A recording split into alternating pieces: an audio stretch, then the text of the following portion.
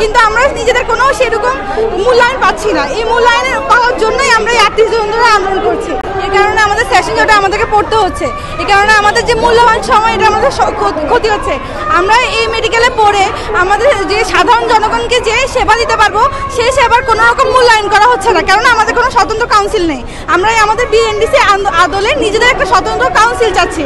এই কাউন্সিলের মাধ্যমে আমাদের স্বীকৃতি যাচ্ছে, এই স্বীকৃতি দিয়ে আমরা দেশের সাধারণ জনগণকে আমাদের সেই চিকিৎসা দিতে যায় যেটার মাধ্যমে কোনো রকম কোনো সাইড ইফেক্ট নেই।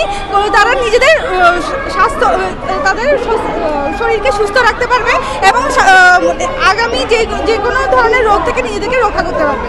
কিন্তু আমরা নিজেদের কোনো সেরকম মূল্যায়ন পাচ্ছি না। এই মূল্যায়ন পাওয়ার জন্যই আমরা এই 38 জন ধরে আন্দোলন করছি। এই আন্দোলনের কারণে আমাদের এই সেশনের কারণে আমাদের অনেক ক্ষতি হচ্ছে। বাস্তবায়ন হচ্ছে ততদিন আমাদের এই আন্দোলন চলমান থাকে।